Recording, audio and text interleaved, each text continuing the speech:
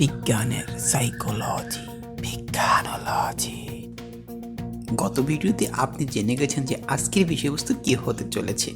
হ্যাঁ, ঠিকই ধরেছেন। যদি আপনি নতুন হন বা আন্দাজ না করতে পারেন, তাহলে অবশ্যই আই বাটনে ক্লিক করে কান্না করলে কেন চোখে জল আসে ভিডিওটি দেখে নিতে পারেন।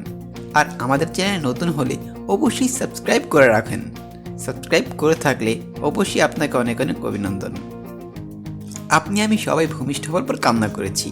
জন্মের পর কান্না করেনি এমন শিশু পাওয়া ভারী মুশকিলের বিষয়, কারণ জন্মের পর কান্না করা শিশুর স্বাভাবিক বৈশিষ্ট্য।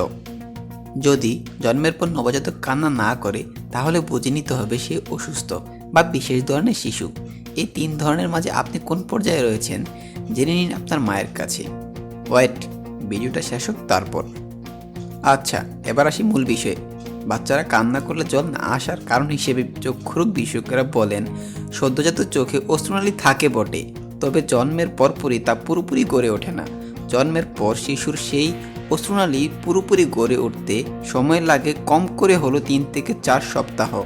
আর অশ্রুনালী বা লেক্রিমাল গ্রন্থি সম্পূর্ণ গঠন না হওয়ার কারণেই বাচ্চারা কান্না করলে তার চোখ দিয়ে জল আসে না। নবজাতক শিশু কান্না করলে জল না আসার মতো এমন আরও অনেক রোমাঞ্চকর তথ্য রয়েছে।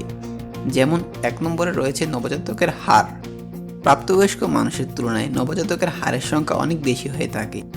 আমরা জানি একজন প্রাপ্তবয়স্ক মানুষের সর্বমোট 206টি হাড় থাকে, আর সে সংখ্যা নবজাতকের ক্ষেত্রে প্রায় 3 শতাধিক। জন্মের পর কয়েক মাস এসব হাড় একসাথে জোড়া লেগে আসল হাড় তৈরি করে। বিশেষ করে মাথার খুলি কয়েক ভাগে বিভক্ত থাকে। প্রায় 2 বছর সময় পর্যন্ত এসব হাড় জোড়া লেগে পরিপূর্ণ হাড়ে পরিণত হয়। 2 নম্বরে রয়েছে মায়ের কণ্ঠস্বর। নবজাতক শিশু ও তার মায়ের মাঝে রয়েছে গভীর সম্পর্ক। তারা একে অপরকে বুঝতে পারে। ঠিক তেমনই নবজাতক তার মায়ের কণ্ঠস্বর বুঝতে পারে। তার মায়ের কণ্ঠস্বর শুনেই তার প্রয়োজনীয় আবদার কান্নার মাঝে সে প্রকাশ করে, এবং তার মায়ের কণ্ঠস্বরের ক্ষেত্রেই খুব স্পর্শকাতর হয়। 3 নম্বরে রয়েছে নিকেপ বা হাঁটুর গোলক। নবজাতক শিশুর এক্স-রে করলে দেখা যাবে তার হাঁটুর গোলক অংশ নেই। তার কারণ হলো সেখানে শুধু কার্টিলেজ থাকে।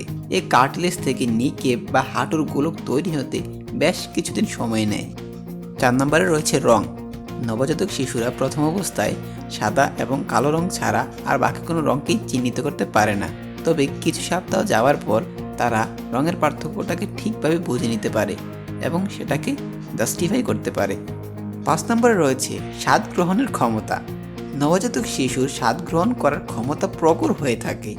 একটি নবজাতক শিশু মিষ্টি, তেতো এবং টক স্বাদ খুব ভালোভাবে পেয়ে থাকে। অনেক সময় তা প্রাপ্তবয়স্কদের চাইতেও বেশি হয়। তবে মজার বিষয় হলো তারা কখনো লবণের স্বাদ পায় না। মোটামুটি 4-5 মাস বয়স হবার পর তারা লবণের স্বাদ পেয়ে থাকে। তো বন্ধুরা, কেমন হলো আজকের ভিডিও অবশ্যই কমেন্টে জানাবেন। আমাদের ভিডিও দেখে যদি আপনার সামান্যতম উপকার হয়, তাহলে অবশ্যই ভিডিওটি শেয়ার করে আপনার বন্ধুদেরকেও জানার সুযোগ করে দিবেন। আর আমাদের সাথে সবসময় যুক্ত থাকতে ডেসক্রিপশন বক্সে দেওয়া ফেসবুক গ্রুপ এবং ফেসবুক পেজের লিঙ্কে আমাদেরকে ফলো করতে পারেন।